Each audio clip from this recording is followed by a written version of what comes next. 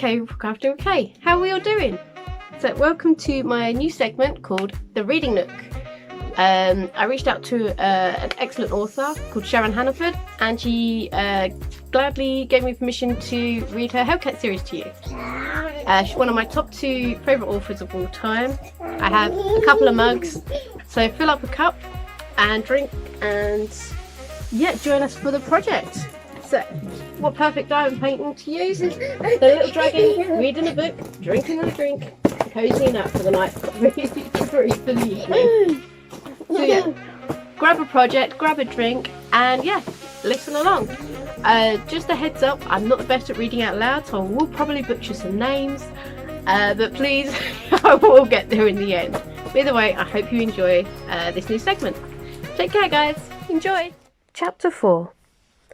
Carl was still chortling at Gabby's concern when they rounded the bend in the road and turned up her long paved driveway. At least he'd gotten to drive his own van this time. "It's not that funny, Wolf," Gabby growled. "The last time I left him this long with no food, he destroyed my sofa and my bed. The sofa I can live without, but my bed is sacred. I had to wait 3 weeks for a replacement last time."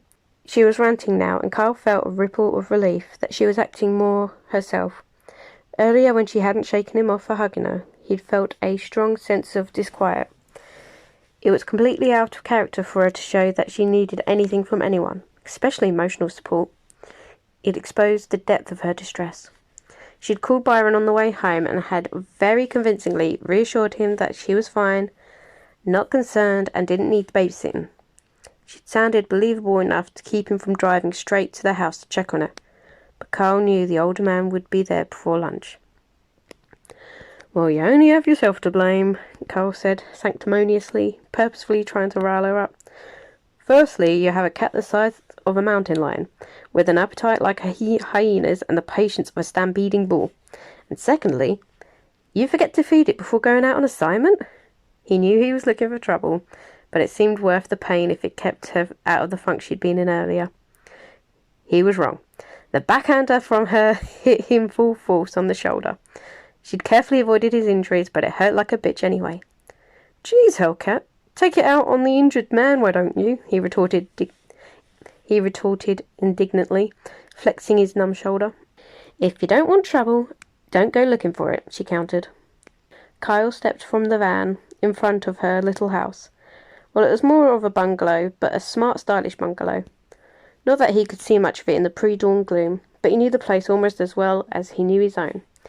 It was set against a backdrop of huge oak trees and a large garden, had a wild yet somehow structured look to it, as though Mother Nature had a day with an A-type personality. Ordered unruliness was how Kyle would describe it, a bit like Gabby, he realised. She loved the overgrown flower beds and odd assortment of herbs dotted amongst the flowers. The uncut lawns sprouted wildflowers haphazardly, and a little pond that sported so many water lilies that the goldfish could hardly breathe. Now he wondered, in a quiet corner of his mind, if she'd ever see it again. No, he pushed that thought away. They would sort this problem out. He knew the SMV had some of the best mojo brains in the country at their disposal, as well as the best researchers money could buy.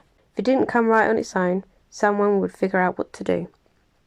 "Well, at least I won't be able to see the devastation," Gabby muttered darkly, opening the van door and sliding out. Carl loped quickly to her side as she fumbled to close the door.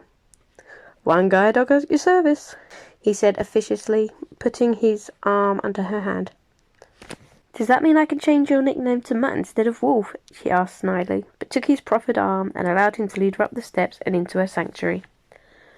"As long as you don't expect me to eat kibble," he countered. "Or sit up and beg," he added quickly before she got any ideas. As they walked in the door, they were instantly set on by a ball of fur the size of a retriever.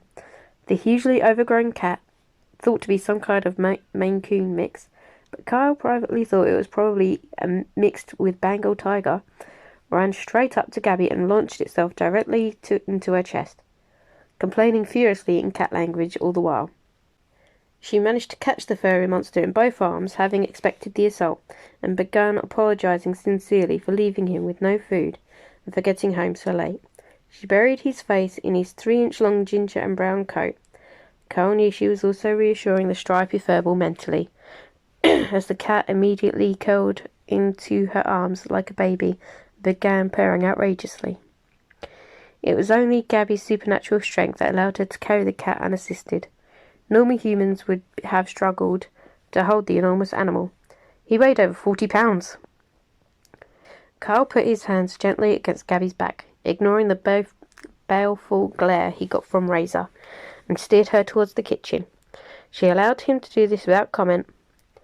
He turned on the lights, though Gabby couldn't see them, and he didn't need them in the dim light of dawn. It was more a force of habit, and maybe a form of comfort. He seated her and the furball on one of the bar stools on the far side of the kitchen counter and went around to the kitchen to turn on the coffee maker. Her housekeeper, Rose, had left it ready to go for Gabby when she got up in the morning. Rose was grandmother to several shapeshifters and several more non-shapeshifters. The ability had skipped 2 generations, but had kicked back in with the youngest generation. She was well aware of the strange and dangerous things that lurked in the shadows of our world. She knew what Gabby did, though she wasn't actively involved in the SMV. Several years ago, Rose had been sent by Byron to help Gabby around the house for a few weeks, when Gabby had been severely injured in a fight with 3 vampires. The weeks had passed, and Rose had just continued working for Gabby. Now, years down the line, the two had developed a close bond, and Rose had become like a second mother to Gabby. It was Rose's touch that ensured there was food in the fridge, coffee in the cupboard, and the house was always clean and tidy. Gabby would not have won any awards for domesticity. It was definitely not her forte. Rose deserved sainthood, Carl decided as he surveyed the scene in the open plan lounge from the safety of the kitchen. Razor had indeed decided to make his displeasure known, and the sofa was another write-off, as was one of the wingback chairs. It looked as though a pack of rabid dogs had attacked the place. Fabric and stuffing lay over every square inch of the carpet. Lamps had been knocked over onto the floor, side tables overturned, and ornaments lay scattered and broken on the stone hearth of the fireplace. He shook his head and glared at the unashamed culprit. If it were up to me, you wouldn't get fed for a month, you bad-tempered monster, he grumbled at the impudent cat. He was tempted to wave an accusing finger at the animal, but decided he liked having all of his fingers intact. He knew Razor was as fast as he was enormous. If he decided to swat you for being irritating, he could give you lacerations that required stitches. If he bit you, he could probably take your hand off. His name was Razor for good reason. Carl had personal experience to back that up. Gabby sighed. "How bad is it this time?" she asked resignedly. "Let's just say I better feed him before I tell you about it. I wouldn't want him starting on me." "Raz, you bad boy," Gabby admonished without any real rancour. The cat could get away with murder when Gabby was around. Carl hoped Rose would give him a dressing down of momentous proportions later. Rose was the only other person Razor had more than bare tolerance for. Though she lectured him, chased him outside when the sun was shining, and wouldn't tolerate him destroying things like Gabby did, the cat seemed to actually like her. The same could not be said for Kyle, who Razor delighted in harassing at every opportunity. Maybe it was the age-old cat versus dog, or in this case wolf thing. It was for Gabby's sake, not Razor's, that Kyle opened the cupboard and took out 2 tins of the most expensive cat food on the market, opened them and emptied both out into a large ceramic bowl on the kitchen counter. Razor gave Gabby one last big kiddie smooch across her face, making her wince from the sting in the burn of her cheek, and walked languidly over to devour the food, pointedly ignoring Kyle. Gabby reached out, patting at the counter until her fingers found the sweet bowl. She delved into the bowl, pulling out a toffee, unwrapping it and shoving it in her mouth. Then she began to unstrap the multitude of sheaths and holsters from her body and lay the weapons in a heap on the counter. The smell of fresh percolated coffee began to permeate the kitchen, and Carl opened another cupboard to pull out 2 large mugs with pictures of kittens and puppies on them. No wonder she didn't want to invite other people over, Carl thought slyly. If some of their SMV or her work colleagues saw these, her tough girl reputation would be in ruins. He poured coffee into both, added milk and sugar to one, and pushed it over to Gabby, directing the fingers of her unburned hand to it. She gratefully breathed in the warm aromatic steam, and quickly finished her sweet to take the first sip. "Hey," he called cheerfully as another furry body galloped into the kitchen. "Here comes Stinky. Oops, I mean Slinky," he pretended to correct himself. He took a large slurp of his own coffee and bent down to pick up the ferret that had scampered in, blinking and half asleep to see what the commotion was. At least the bandit-faced little animal seemed to actually like him. Gabby had rescued the orphaned ferret from some illegal animal traders a couple of years ago. She brought him home with the intention of getting him healthy and finding him a suitable new home. But obscurely enough, Razor seemed to quite like the other animal and had even deigned to keep the little mite warm during the cold winter months that followed his arrival. So Slinky had become a permanent member of the household. Slinky grew up with no real idea that he was a ferret, and as Razor was his only animal companion, Slinky acted more like a cat than anything else. He did still have a distinct ferret odour to him, though, hence Carl's continuous mispronunciation of his name.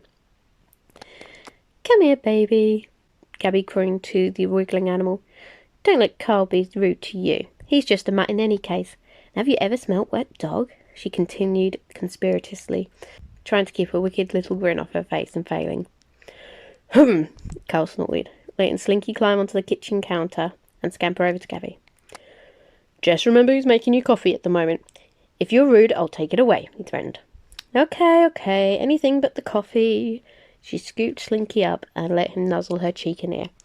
Then he climbed onto her shoulder and, weaving around her neck and under her hair like a live fur stole, the ferret settled down in his favourite spot.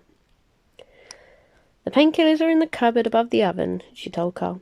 "Take what you want and give me a double dose. I'm getting a headache of a gargantuan proportion."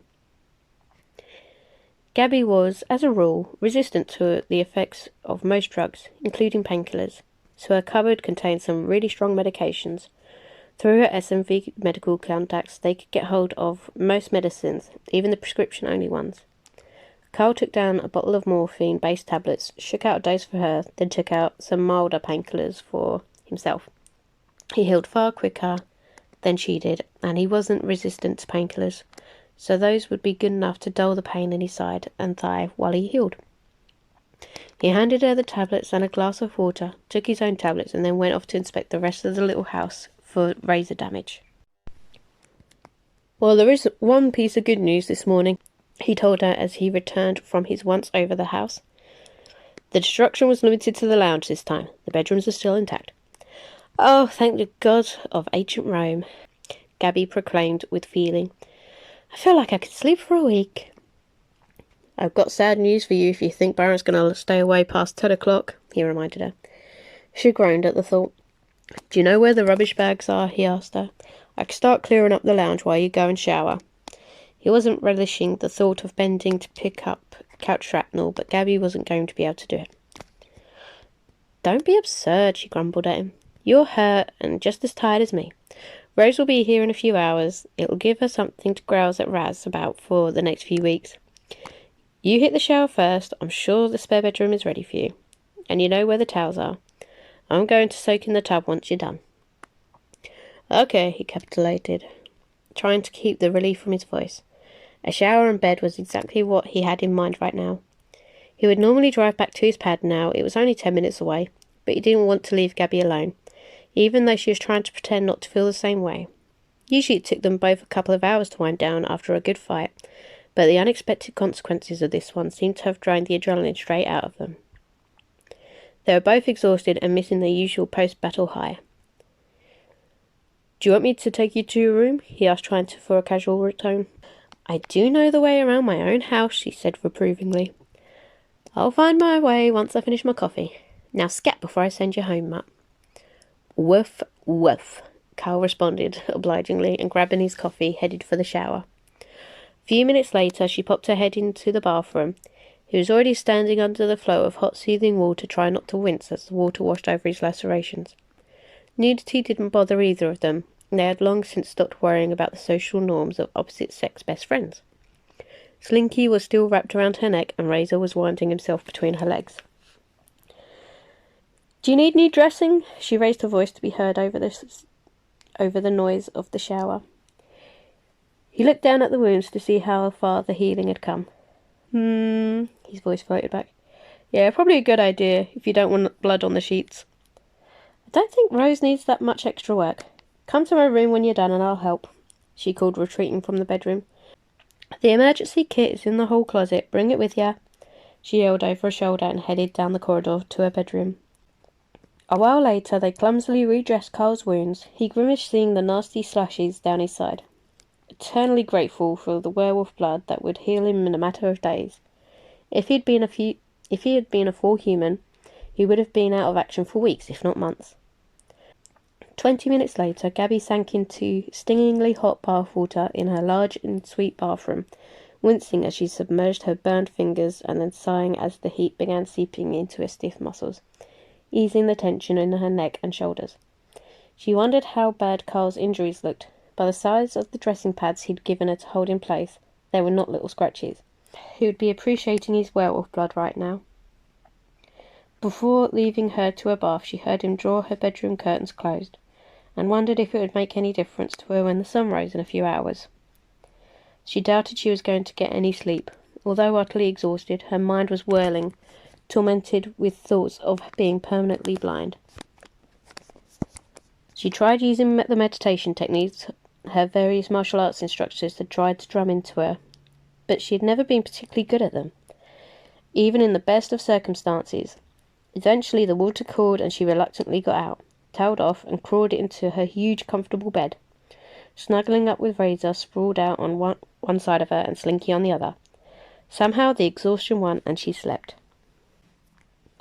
She slowly became aware of voices somewhere in the house, trying to stay hushed but clear to her hearing anyway. She didn't even bother opening her eyes. She hadn't had nearly enough sleep yet, so she resorted to burying her head under the pillow. As the pillow came in contact with her cheek, the burn mark stung, and memories of the previous night flowed back like a tidal wave. Now, having not opened her eyes on waking, she was extremely reluctant to do so and discover whether the dark fog still blanketed her sight. In fact, her stomach began churning anxiously at the thought. Like a little girl hiding under the bed covers because she thinks there's a monster in her room, she berated herself. She hadn't been scared like this since she saw Byron's face when he came to the house to tell them of her father's death. She knew she'd have to do it eventually. She wasn't going to be left alone for much longer. Still procrastinating, she began picking out the individual voices so that she knew what she was up against when she did venture out. Carl's voice was clear but muted. Rose answered him now, in very quiet, worried tones. Then Byron, of course. She knew better than to think he wouldn't be here already. She idly wondered what time it was. So it was the usual suspects out in the kitchen discussing her. Then another female voice spoke up, not attempting to keep her tone low and hushed like the others. Gabby's emotions flashed from fear and worry to rage in an instant. What was Athena doing in her house? She thought furiously, her eyes snapping open instinctively as she sat up, tipping a disgruntled Razor on the floor and rolling Slinky halfway across the bed. She had the covers off and was almost standing before she realised she could see. She sat back down with a thump, for once ignoring Razor's annoyed grumbling, her hands tentatively going to her eyes. Well, see was probably a strong word for it. Her vision was still far from perfect. It had gone from a pitch-black fog to a light grey fog, but she could make out shapes and see the sunlight streaming in through the cracks of the curtains. She was still blinking and doing ridiculous eye contortions, trying to clear her vision when the door opened a crack and Carl peeked in. Razor stopped languidly scent marking her legs and deliberately moved to place himself between Gabby and Kyle, facing Kyle with what Gabby knew would be a "give me an excuse" expression on his face. Hi, he greeted. "I thought I heard movement in here. Can I come in?" "As long as you don't bring that witch in with you," she said in a steely tone, almost hoping Athena would hear her. "So you heard her, did you?" he asked, coming in and closing the door. "I could be rude and say I smelt her, or heard her broomstick touch down," she said archly. Carl tried to stifle a chuckle. Now, he reproved. "Put the claws away and play nice. She's here to help." "So she says," Gabby countered. "She's probably just here to gloat." Carl ignored that and made to start moving across her bed, but Razor took an even more aggressive stance and hissed menacingly at him. "Call your damn guard cat off. He won't let me near you." She smirked condescendingly. "Razor, come here, you big bad boy, and stop scaring Mutt." As she bent to pick him up, Carl started across the room and must have noticed her tracking his progress. "Gabs, can you see me?" he asked, barely leashed excitement. He rushed the last few steps, crouching down in front of her and peering into her eyes, ignoring Razor's attempt to slash him. She promptly planted a foot in the middle of his chest, shoving him backwards to land on his butt, in the middle of the thick carpet, chuckling at his pained expression. "Not my fault you're getting slow in your old age," he said, grinning wickedly. Carl put on his long-suffering face. "Now that you've had your laugh for the morning, can you answer the damn question?" He didn't bother getting up off the floor. Sighing, she sobered her attitude. "Yes, I can more or less see you," she said, squinting slightly as she peered at him. "Well, I can see a big blurry blob that I imagine must be you, so that at least is an improvement." Carl heaved a sigh, and she imagined it was a sigh of relief, that he wouldn't have to play guide dog forever. "That's really good to hear. I guess it'll come right on its own then. No Magus interference required." "Yes, and you can go back to being Wolf instead of Mutt," she teased, stroking Razor absent-mindedly. "Aww," he drawled in mock disappointment. "Just when I thought that the new nickname would bring the ladies running. All chicks love a cute puppy." He's probably making cute puppy faces too. "But more to the current point, you do realise you can't hide in here all day. You're going to have to come out and face everybody at some stage." He hauled himself up off the floor, wincing slightly. "So stop delaying and get dressed. Running out scintillating conversation out there." She pulled her face at him. "I don't see how that's my problem." "I'll pour you some coffee if you get dressed," he reiterated, walking out and closing the door behind him. Gabby made herself presentable and reluctantly prepared to face Byron, Rose and Athena. Walking down the corridor to the kitchen, using her fingertips on the wall to guide her, she steeled herself for a conversation with Athena. It was not going to go well. She was tired and grumpy, and she didn't appreciate Byron bringing the witch into her home. No one came here without her express invitation. That's just how it was. Only a select few were welcome in a private little refuge, and the damn witch was definitely not one of them. On top of that, she hadn't even had her first cup of coffee yet. She was sorely tempted to encourage Razor to take a piece out of the witch, but that would just be plain childish. She rounded the corner into the kitchen and was instantly set upon by Rose, fluttering worriedly, patting Gabby's sore face, smoothing her hair, touching her all over as though to reassure herself that Gabby was indeed in one piece. She prattled away at breakneck speed, admonishing Gabby for frightening the life out of her and vowing not to let her out hunting again. Gabby smiled wryly, accepting all the fuss and reassuring Rose whenever she could get a word in. Then Razor announced his presence, jumping onto the kitchen counter and loudly demanding breakfast. So Rose had a new target for her attention. She instantly switched to berating him for his appalling behaviour, but at the same time reaching for 2 tins of food and emptying them out for him, as he favoured her with a huge kitty smooch onto the face, almost knocking her over. Carl rolled his eyes. "I'll say again, that monster gets away with murder," he declared, holding a steaming cup of coffee out to Gabby. "Byron and Athena are waiting for us in the dining room. I figured you could use a shot of caffeine before seeing them." Carl knew her too well, she thought, reaching carefully for the coffee mug, which she could smell better than she could see. She took a long sip and mentally braced herself. "All right," she said, feeling like she was being led out to the gallows. "Let's go." As they entered the dining room, Byron immediately stood up and gathered her into a strong fatherly hug. Although Gabby couldn't see him clearly at the moment, she knew what others would see when they looked at Byron. A distinguished-looking man in his mid to late 40s, a few inches taller than Gabby, with the lean-toned look that suggested a man who looked after himself. Very few people would have guessed that he was already in his 60s, and only the slight greyness visible amongst the dark brown hair above his ears gave away any true sign of his age. The grace of his ageing was due directly to his Magi parentage.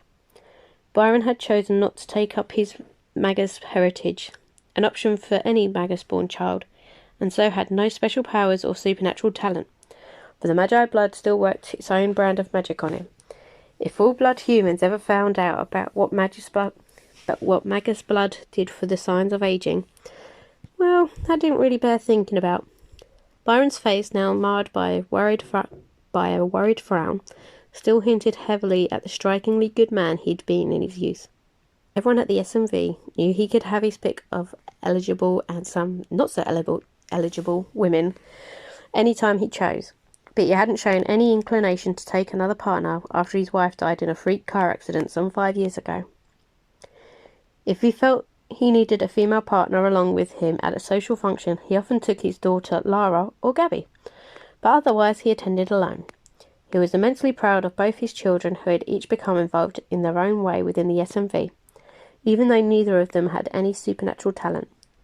Lara was a well-known attorney in the city, having made a name for herself in the male-dominated world as both hard-nosed and compassionate. She often took cases for werewolves and shapeshifters.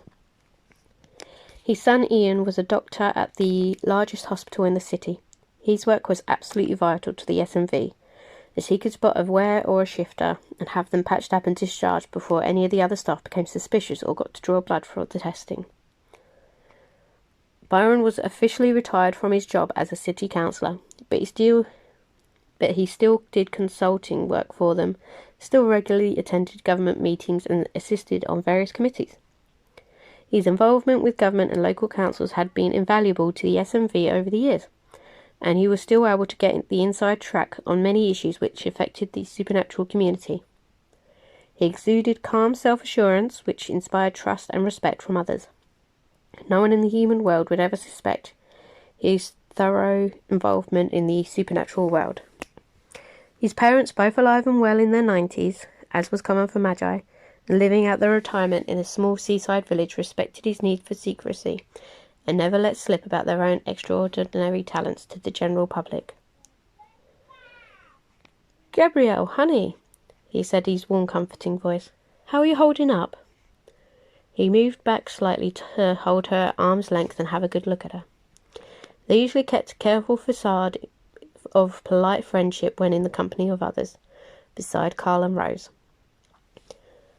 There was politics involved even in a group like the SMV, and Byron and Gabby didn't like to advertise their personal relationship to everyone. The longer-standing members knew, of course, that Gabby was like a second daughter to Byron, but they rarely saw it demonstrated outwardly. "I'm fine, Daddy Fastpants," she teased him.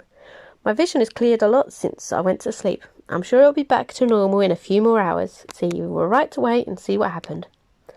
She heard her own voice change suddenly from teasing reassurance to cold annoyance. Athena really didn't need to drive all the way out here before I had even woken up. The implication was clear. Athena wasn't welcome in her house, and anyone who had invited her was in trouble. The maggot in question was sitting at the dining room table with a steaming cup of tea in front of her. Trust her to be different, Gabby thought zarily. She was looking steadily at Gabby and Byron, a deadpan expression on her face. If she was surprised by Byron's actions away from the normal SMV environment, or by Gabby's obvious displeasure, her face didn't show it. Byron seemed to know he was in trouble, but ploughed on, trying to ease the tension in the room. "Athena was very worried about you," he explained, ignoring the sarcastic quirk to Gabby's eyebrow. "She thought you may feel like we weren't taking your condition seriously enough, after our advice last night. We both know it must be a horrible feeling thinking that your eyesight may be permanently affected, so Athena suggested we be here when you wake in case there hadn't been an improvement." Gabby knew anything she said now would just sound ungrateful and childish, so she bit her tongue and kept quiet. "Come and sit," Byron said. Byron pulled her gently towards a chair at the table. Carl was already lounging on one of the chairs on Gabby's left, Athena the only one on the far side of the large table. "Carl says your vision is still quite fuzzy. Tell us exactly how much you can see. Are you in any pain or discomfort? I spoke to Ian earlier and he insisted that you stop in at the hospital and let him check you over too. We're also keen to hear your impressions of the Wraith and its unusual abilities." Athena spoke up for the first time. Her voice was calm and businesslike. If she was really concerned for Gabby's well-being, she wasn't letting it show in her voice. Well, at least she wasn't acting like a distraught best friend, Gabby thought as she looked over the fuzzy cream-coloured shape that was Athena. She didn't need to see the slim, fair-haired woman to picture her clearly. Athena was close to Gabby in both true age and apparent age. They both were heading towards 30, but appeared closer to 20. That was where the similarities ended. In both looks and attitude, they were polar opposites. Athena was the liaison between the Magi Council and the SMV Council. facilitating the flow of information and supervising the use of Magi within the SMV organisation. She was one of the head counsellors of the Magi High Council and was by far the youngest person to ever hold one of the coveted positions. Only those who had passed the top level of proficiency in Magi training could put themselves forward for one of the 5 positions, and then they still needed to be voted in by the majority of the secondary council. Athena was more than proficient in many aspects of magic, but she was exceptional at counter magic, the talent that allowed Magi to counteract the effects of another person's spell or power. It was a rare and valuable gift, and being consulted about Gabby's loss of eyesight. It was a pity she seemed to have such an intense dislike for anyone not Magus-born. Gabby hadn't managed to get Athena to squirm even once during the long seconds of staring at her, so she turned to Byron to give him an account of the previous night. With Carl's occasional input, she clarified the events up to and including the shocking encounter with the Wraith, and ended by explaining how her vision was still clouded but apparently improving. She didn't think she would need to bother Ian. Athena asked a few polite but probing questions about the Wraith and the effects of its power on Gabby, and Gabby answered equally politely. Getting to the bottom of the Wraith's power was more important than her dislike for Athena. Sometime during the discussion, Razor had wandered in.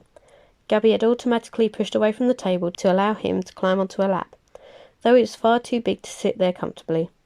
He was just trying to get comfortable when he noticed Athena across the table. He went dead still for a quarter of a second, then lunged onto the table directly towards Athena. Gabby made a wild grab for him, missing completely, and Carl's face took a horrified expression. But Razor stopped dead a few millimetres from Athena's shocked face, sat down and stared into her eyes with baleful malevolence.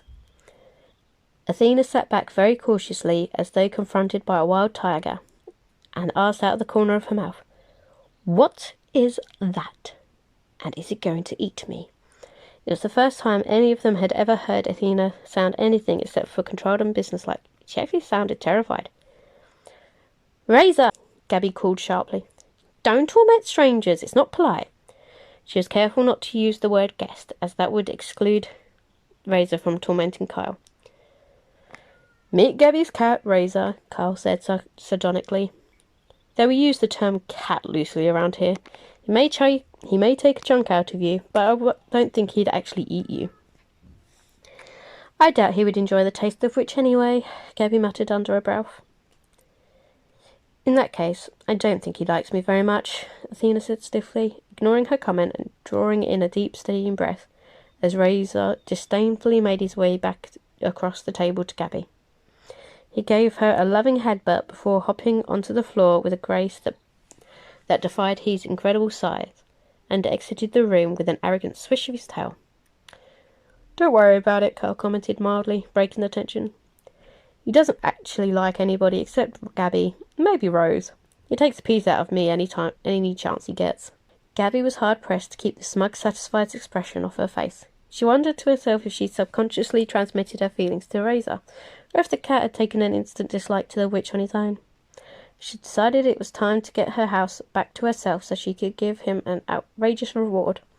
She stood up, yawning. "Well, I think I could do with a few more hours' sleep. I completed last night's assignment, so I can join the patrol tonight. Unless there's another assignment for me. Carl, are you up for tonight, or do you want me to pair with someone else?" "Gabby," Byron said sternly, also standing up, "you are not going out on patrol tonight. In fact, I've called off all patrols tonight. Everyone could do with a night off to recharge. Matt and Lance are on standby if the Magi sense any signs of trouble. You must go and see Ian. You're not going back on duty until he clears you. Carl will be keeping an eye on you for me, and he can drive you in when you are ready." He ignored her outrageous expression and pulled her into another big hug. "Honey, I'm glad you're okay, and I want you to rest and recover." "You too, Carl," he said, looking over at the younger man. "We'd better get back to work," he said, extending his arm to Athena, who was still looking a little shaken. "We have loads of research to do on these new demon powers and their unity. Gabby, Athena brought your car back this morning, and we've left the keys in their usual spot." With that, he guided Athena out the room and left Carl to deal with the fallout. See you next week, guys. Bye!